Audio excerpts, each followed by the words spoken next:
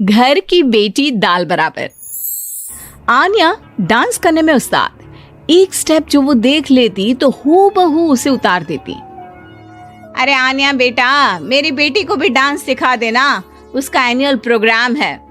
हाँ आंटी, क्यों नहीं, अब कल शाम उसको भेज देना, मैं सिखा दूंगी। हाँ हाँ, नचनिया ही बन, आस पड़ोस के लोग तुझे इस्तेमाल कर रहे हैं। माँ, इस्तेमाल मेरा नहीं कला का हो रहा है। नाचना एक कला है, कला। आन्या हर बात में अच्छी थी, फिर चाहे वो अच्छा व्यवहार हो या फिर लोगों की मदद करना, वो हमेशा खुद के शौक को पूरा करने के लिए व्यस्त रहती। लेकिन घर वालों को तो उसका ये काम सिर्फ समय की बर्बादी लगता है। कहाँ है आन्या? उसको बोलो कि आज शाम को खाना वही बनाएगी। सपना देख लो कि तुम्हारी बेटी घर का खाना बनाएगी। अरे आसपास के लोगों का काम करने से उसे फुर्सत मिले तब तो कहीं जाकर वो हमारे घर का काम करेगी ना। देखो ना, इकलौती बेटी, ऊपर से गैर जिम्मेदार, अब करे तो क्या करे। तभी पड़ोस की पिंकी आ जाती है। अंकल आंटी, आन्या दीदी कहाँ है?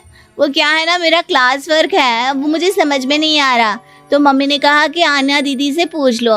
हाँ हाँ, क्यों नहीं, खुद का तो कोई काम है ही नहीं उसे।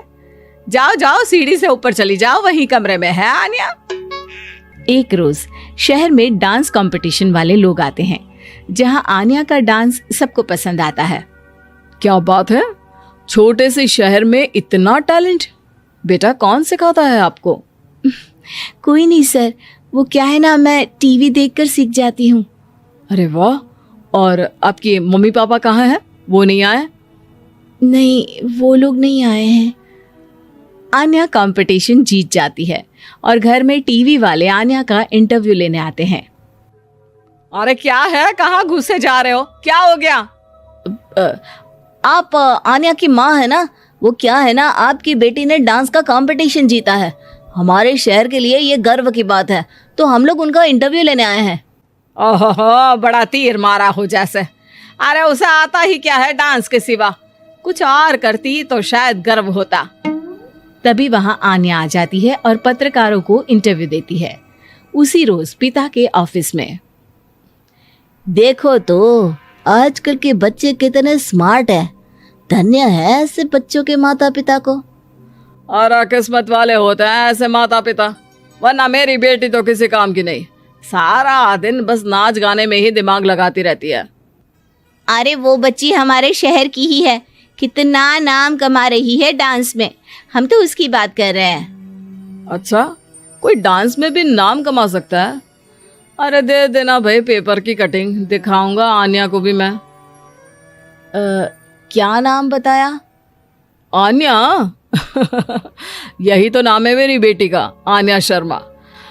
बड़े उम्मीद से रखा था कि कुछ अच्छा नाम कमाएगी, लेकिन नहीं। आजकल के बच्चों को माँ पापा की इमोशन की कदर है क्या? अरे ये देखिए, इस बच्ची का नाम भी आन्या शर्मा ही है, जो पूरे शहर का नाम रोशन कर रही है। पिता अखबार देखते हैं तो सामने बेटी की ही फोटो रहती है। लेकिन ये क्या, जिस फोटो को देखकर हर कोई गर्व कर रहा था, पिता को उस पे कुछ भी खास दिखाई नहीं देता। हमारी ही औलाद है ये, पता नहीं कब कहाँ जाकर नाम लिखवाती है, मुझे तो पता भी नहीं है। अरे शर्मा जी, जरा मिलवा दीजिए ना अपनी बच्ची से, मैं अपनी बेटी को भी ऐसा ही बनाना चाहती हूँ। मेरी बेटी को कुछ टिप्स दे देगी करियर को लेकर। अच्छा, ये दिन आ गया आपकी बेटी के, ले आइए कभी भी, लेकिन बाद में अफसोस ना करिएगा। सभी को आन्या के पिता की बात पर हैरानी होती है कि इतनी टैलेंटेड लड़की के माता पिता आखिर उससे चाहते क्या है। पिता घर आते हैं और माँ से कहते हैं, पता है तुम्हारी लड़की क्या कर रही है, या फिर ऐसे ही व्यस्त रहोगी हमेशा? अरे पता है मुझे, पर आपको कैसे पता चला? अरे कुछ पत्रकार आए थे, पता नहीं कहाँ कौन सा कंपटीशन जीत कर आई है। नजर रखा करो उस पर। तभी वहां पड़ोसन आ जाती है, जो पति पत्नी दोनों ही डॉक्टर होते हैं। नमस्ते भाभी, बधाई हो आपको आन्या की कामयाबी की। भाई भगवान बेटी दे तो ऐसी। कहाँ है वो? सच में आपको ऐसा लगता है कि भगवान ऐसी बेटी दे? तो ले जाइए ना अपने साथ, रखिए 2-4 दिन, खुद ही पता चल जाएगा। और नहीं तो क्या, सारा दिन करती क्या है, कहाँ रहती है, हमें तो कुछ पता नहीं होता, ना बताती है ना पूछती है। खैर देखिए, वो वक्त अब गया जब माता पिता बनकर बच्चों की परवरिश की जाती थी। अब तो बच्चों को साथ बिठाकर बात करना जरूरी है। वो क्या कहते हैं, बच्चे के दोस्त बने। तो क्या आप दोनों अपनी बेटी के दोस्त हैं? हाँ, बस अब यही बाकी रह गया था। खैर बताइए, क्या काम है आपको? वो क्या है ना, मैं और मेरे पति दोनों को ही इमरजेंसी कॉल आ गई है अस्पताल से।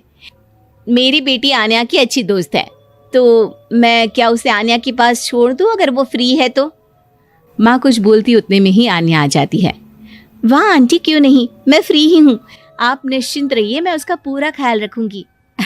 थैंक्स बेटा। वो अपनी बेटी उनके घर छोड़ जाती है, जो आन्या की उम्र की ही होती है। ये क्या मजाक है आन्या?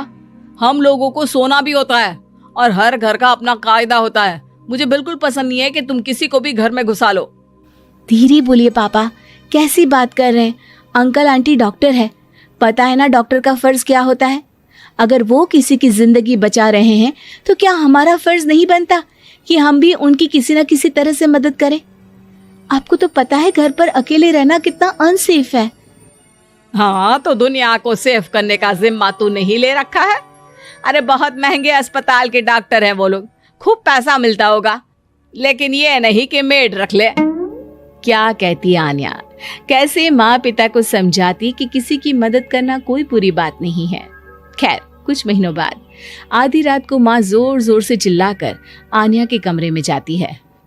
बेटा बेटा आन्या, पापा के सीने में दर्द हो रहा है, बेटा कुछ कर। हाँ माँ, मैं डॉक्टर को फोन करती हूँ। आन्या डॉक्टर को फोन करती है, लेकिन माँ डॉक्टर को तो आने में काफी वक्त लग जाएगा, मैं पिंकी के पापा को बुला लाऊं?